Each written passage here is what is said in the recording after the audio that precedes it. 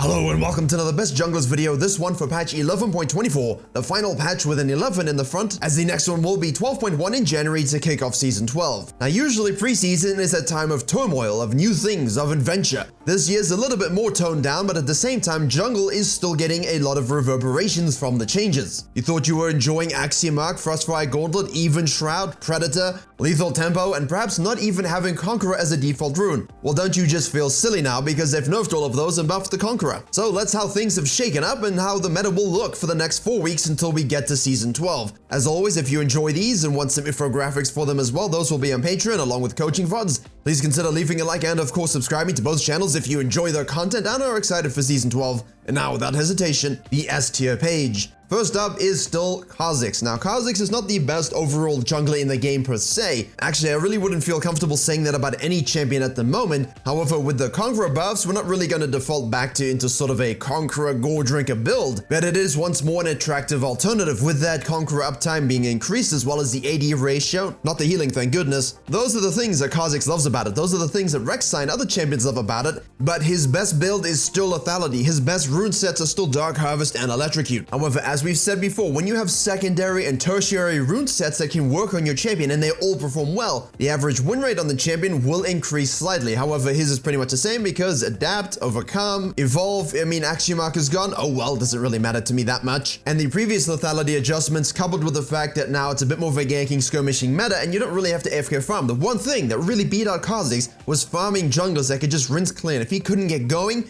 and he couldn't farm just as well and he doesn't have the Gore Drinker or Iron Spike Whip anymore, he could actually fall behind a bit. Well, you know, in theory. Now he's just having fun. You know who's really having fun? The champion that shouldn't be in the jungle, Talon. I don't know, a Lethal Tempo warrior could very easily go hand to hand with the Talon and just take him out of the game. With that direct melee nerf to the rune set, while Warwick and all those champions are still strong and they can use that, Talon basically is enjoying the fact that everything that kinda did well against him just got nerfed, and Conqueror was buffed. So while we did see Predator runes on Talon, it really wasn't sort of like a go-to thing. Dark Harvest, Electrocute are better, and now we can loop Conqueror back into that as well. Not that it totally went away, but with the Eclipse build and the shield, the bonus AD stacking on Conqueror really helping him out in those elongated fights and just to assassinate people. If you want to be a ganker and a fighter connoisseur and an invader, then you can do that. If things aren't going very well, as I just illustrated in the gameplay video, you can farm, you can scale, you can pick your moments, and not a lot of junglers can actually match that kind of pressure. Look for the dives, look for the pressure on the side lanes if things don't go your way, but basically there's very few weaknesses available to this champion in the jungle.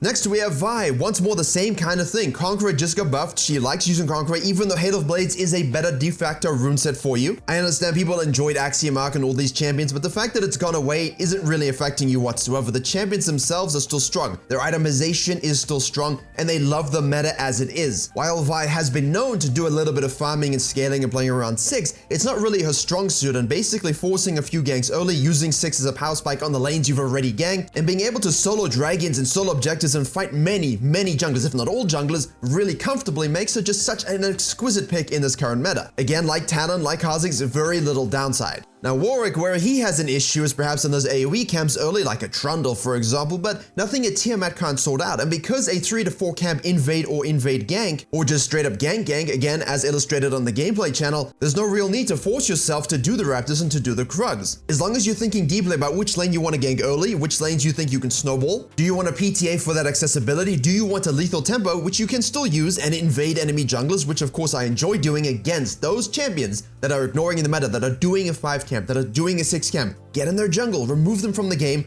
fall back to lanes, it's a free Tiamat, now you can do dragons, now you can rotate very quickly because of your W. And item diversity, yeah, we have that. You can basically do anything you want. And although that's true, please, Divine Sunderer, Sunfire, those are your 2 defaults. If you want to be a fighter or a tank, you can basically flex into full assassin if you want a Kraken or a shield bow, but that's for the wolves with a bit more experience. Next is Viego, and even though he's upset over his handling of the lore event in the middle of summer, what he is enjoying based upon the changes that they enacted to stop him being a Divine Sunderer abuser is the crit builds, is the damage builds. Yeah, they're squishy, yeah, he's building more damage and so on, but as people have gotten used to not building Divine Sunderer and Sterix every single game and playing around having less HP and having more effective lifesteal and sustain that way, the win rates are looking better. And of course, you can 3 camp into action, and because you're such a snowbally champion, if you can get something great early, the enemy jungler can do nothing about it. You fall back to crabs, you fall back to your camps, you simply collapse on them, you rotate. With your E, it's so easy to do. I don't know, he's the easiest jungler to get pentakills on since Master Yi. Next up is Graves, and yes, he is lowered down a little bit in terms of raw data and performance, which is why I moved him down a few spots,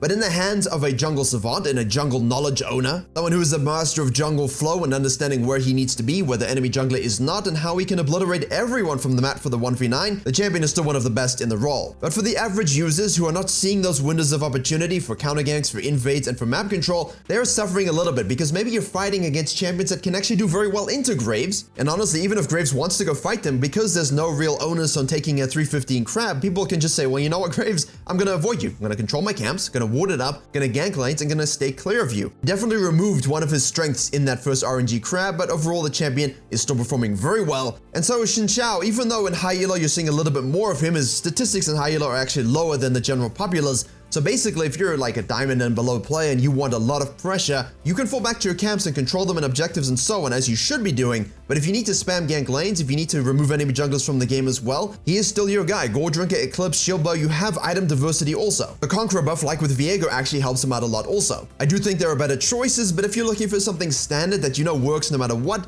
he's one of the best. Finally on this page is Shaka. I did want to put Hecarim, but Shaka has a better win rate, very similar or slightly higher pick rate, and obviously his ban rate is high because no one wants to see this champion. But likewise, any sort of meta that's focused on fighting, trickery, ganking, not really AFK farming, and sort of pushing the map and denying bounties, it will be very well suited to Shaka. I will just add the point though, please, if you are not really used to playing this champion, it's a very different champion. It's unique, it requires you to think a little bit outside the box, and obviously you need to do some counter jungling. If someone's farming and you're doing all these things and it's not working out, they will be able to outscale you and do more damage in those team fights. Make sure you are removing the enemy jungler as well as removing bottom lane sanity. And next up we have the A tier page, and as I just said, Hecarim is going to sit atop this one. He was an avid user and abuser of the Camp Tank Predator rune set combination. However, the rank 1 Korean Hecarim was also throwing in the Ghost Blade on occasion, which was just kinda hilarious to watch how fast he went. But with that ramp up speed going down, it's a direct nerf to his damage, and with the channel time going up, it's a direct nerf to his engage potential. But fortunately for our 6-limbed friend, they went ahead and buffed Conqueror, which means you can go back to your Divine Sunder or healing ways. You can also throw in the Ghost Blade if you want. Although as a note, remember, Deadman still exists, tanky items still exist, and Chem Tank is still an option for you considering the changes they brought forth in Season 12. What's that? It's a ganking meta and you buffed Sunfire? No, Willem. I don't know what to say. You can go full AP if you want to ever since those E ratio increases a few months back, but at the same time, you can go tank and just obliterate every single lane. And the spicy sauce on that is if you're doing that and basically making the enemy jungler try and follow you around, they're just chasing the ball, so to speak, well, literally in this case. They're not able to get off counter ganks and ganks of their own, but they're not really classical farmers like a Vi, like a Warwick, then you should have no issue outscaling them and out-sustaining and out-tanking them. Whereas Fiddlesticks, even though he was suffering a bit at the start of the season, and I actually removed him from this list for the first time in feels like forever, the optimization I said needed to happen, happened. First Strike is now the recommended default rune page. Obviously, we like Predator because they nerfed that back down again. You can still use it, of course. You can still go Dark Harvest for scaling. You can still go Electrocute for single target annihilation. But if you're just going to end up outscaling enemy junglers anyway and dominating team fights in the mid to late game anyway, why don't we just go First Strike, get our futures market as we enjoy, play around your 6, play around objectives, and then bank those cash monies and dominate with your cheap itemization choices. Trundle is again a stat check champion, and even though Lethal Tempo and Frostfire were a destructive combo, despite the nerfs, they still are. However, I will say go back to your Tiamat into Divine Sunder with Lethal Tempo, and now you can invade and clobber and disrupt as Trundle always wants to do. The win rate is looking mighty icy. Kayn isn't doing so hot, won't lie to you. The win rate, that is dipped. The Axie Mark nerf, unfortunate, but not really something that should affect you that much because they buffed Conqueror. Hey, sometimes things just don't work out for you, but sometimes they do.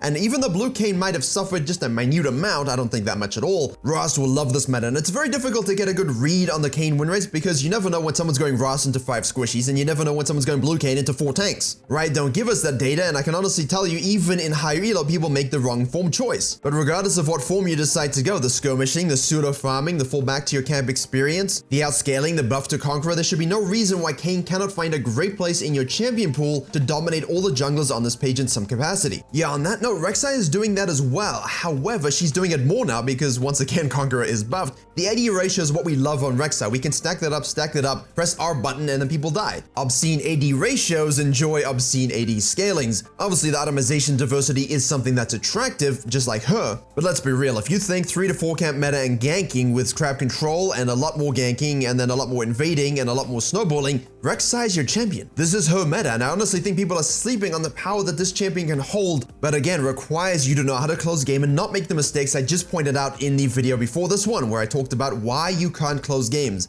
Rek'Sai players, you need to know how to close games. Watch that, stop being those things, get your wins. Master Yeetus is not quite the elitist, but the lethal tempo, that did affect him a little bit. Of course, he loved to run that, and if you didn't love to run that, you could have gone Hail of Blades, Axiom Arc Lethality build, and of course both of those things were nerfed, which means his win rate has gone down. But he is still a menace in the jungle. He is still an issue that needs to be dealt with. However, the higher up you go, once more, Auric, Fiddle, they're great into him. He just runs at you, you fear him, and you say bye-bye. Don't get me wrong, he's still strong in the current state of things, but it's really tempered down compared to what it was a few weeks ago. In fact, we could see as the meta develops him drop down a little bit more, but for now, he still has a place. And the final place on the A tier page is, of course, the green blob Zack. Even though he did love the frostbite damage, which has been curtailed, the absolute huge focus on being able to gank well and having good ganking etiquette is just made so gloriously fun and accessible with Zack's unique angles that he can get to. Same thing with Rek'Sai, just instead of going under the ground, you go over the ground. Sunfire, Frostfire, they're still absolutely golden. A delight to play in the current meta because there's no focus on those 315 crabs, there's no real focus to 6 camp, there's no real focus or pressure early on.